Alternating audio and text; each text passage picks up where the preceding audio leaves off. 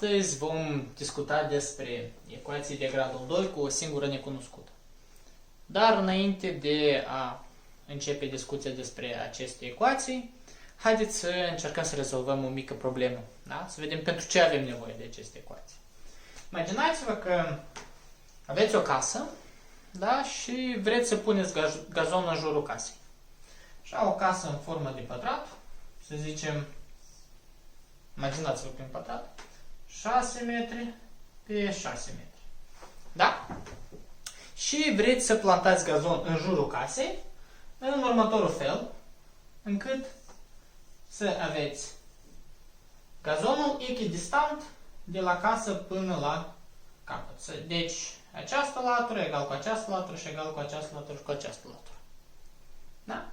Ce ar însemna aceasta?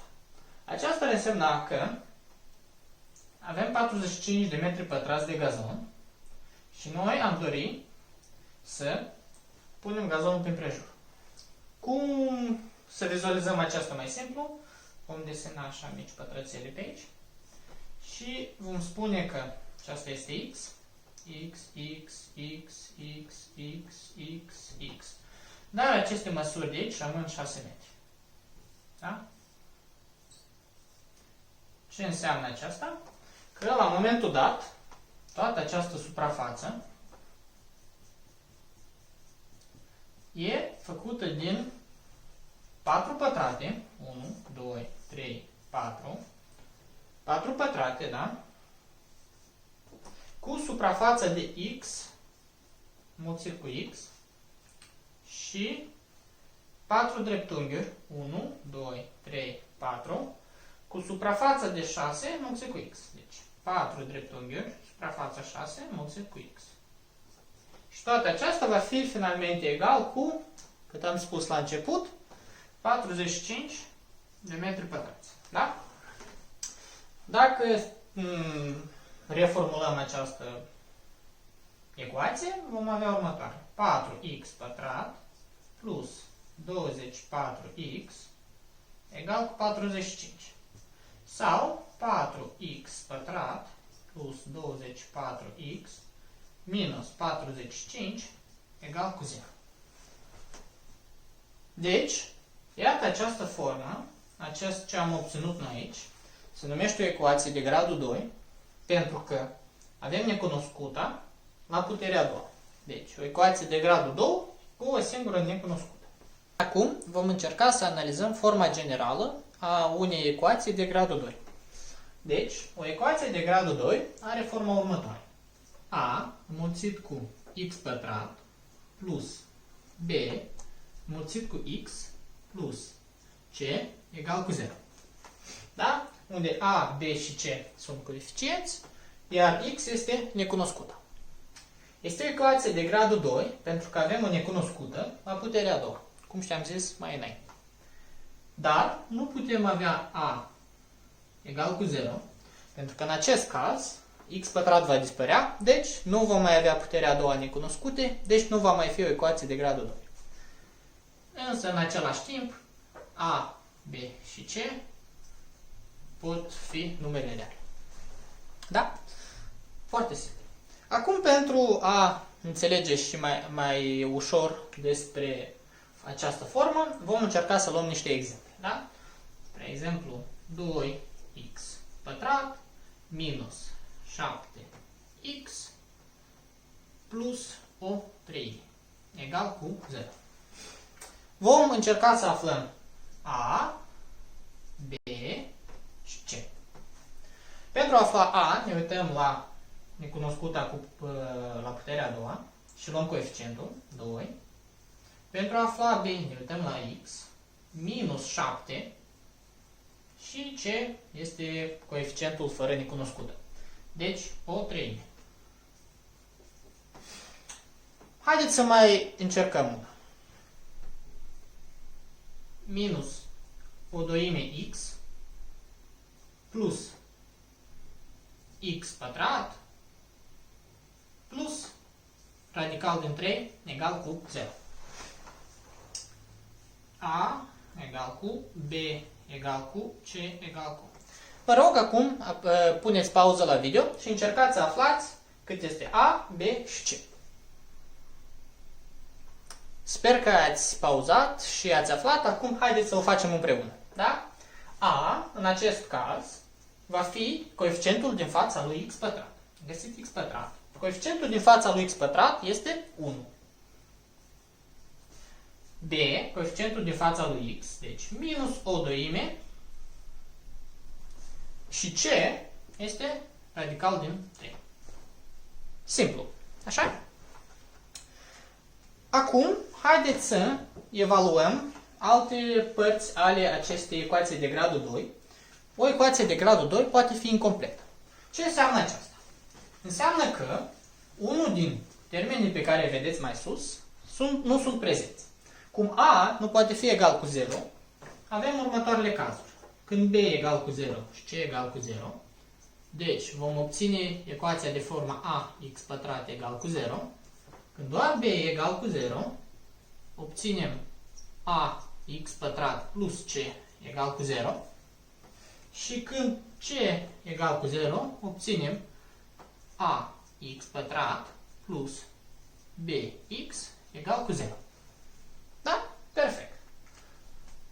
În cazul primei forme incomplete, observăm că pentru a satisface această relație e necesar ca a să fie 0, ceea ce e imposibil, deci x să fie 0, deci soluția ecuației este 0. În următoarele vom încerca să rezolvăm ecuațiile de gradul 2 cu necunoscută forma incompletă prima și a doua. Haideți să luăm un exemplu. Vom avea x pătrat minus x egal cu 0. De exemplu foarte simplu. Da? În cazul în care a egal cu 1 și b egal cu minus 1. Da? Ce vom face? Vom încerca să factorizăm. Deci scoatem x în fața parantezei. X și aici ce rămâne? X pătrat împărțit la x e x. X împărțit la x e 1. Deci minus 1 egal cu 0. Ce observăm de aici? E foarte simplu. Pentru a satisface această relație e necesar ca ori x să fie 0, ori x minus 1 să fie 0. Da? Deci vom avea mulțimea soluțiilor 0. Da? Haideți să scriem altfel. Deci ce am spus noi? Că ori x egal cu 0, ori x minus 1 egal cu 0. Ceea ce este echivalent cu x egal cu 0 și x egal cu 1. Simplu. Deci mulțimea soluțiilor acestei ecuații este 0 și 1. Deci vom avea două soluții. Acum, dacă încercăm să rezolvăm o ecuație sub forma în care b egal cu 0, da? Deci vom lua 2x pătrat plus 3 egal cu 0. Ce observăm aici? Trecem 3 în partea aia altă, deci acest lucru rezultă în 2x pătrat egal cu minus 3.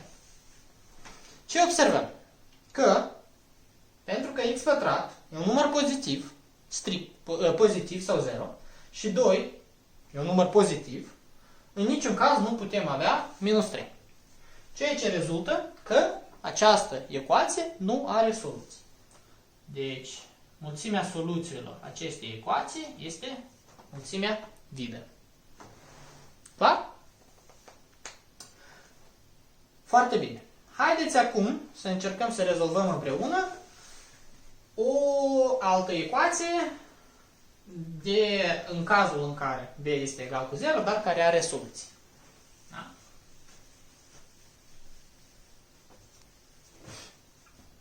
Vom lua ceva foarte simplu. 2x pătrat minus 8 egal cu 0. Ce observăm în acest caz? Că primul lucru care îl putem face este să trecem 8 în partea cealaltă. Deci vom avea 2x pătrat egal cu 8. Da? Făcut plus 8 în ambele părți. Mai departe, observăm că putem împărți la 2. Vom obține x pătrat egal cu 4. Da? Iar din aceasta obținem că x va fi egal cu plus minus radical din 4, ceea ce este plus minus 2. Deci e foarte important, pentru că avem x pătrat, știm că nu va fi doar radical din 4, va fi plus minus radical din 4. Și de aici obținem că mulțimea soluțiilor acestei ecuații este minus 2 și 2. Simplu. Așa? Haideți să mai încercăm una. Deci, până acum, ce am observat noi e că toate ecuațiile au două soluții, o soluție sau nicio soluție. Noi vom obține două soluții datorită faptului că această ecuație este de gradul 2. Pe viitor o să vedeți că dacă ecuația este de gradul 3, poate avea până la 3 soluții. Și tot așa mai departe. Revenim la ce am zis noi la început. Haideți să luăm 3x pătrat minus 9 egal cu 0. Da? 3x pătrat minus 9 egal cu 0. Cum vă rog frumos să puneți pauză pe video și să încercați să rezolvați timp de 2-3 minute această ecuație. Apoi o vom face împreună. Bine ați revenit!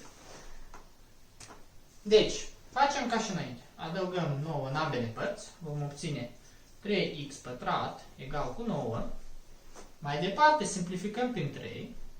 Vom avea x pătrat egal cu 3.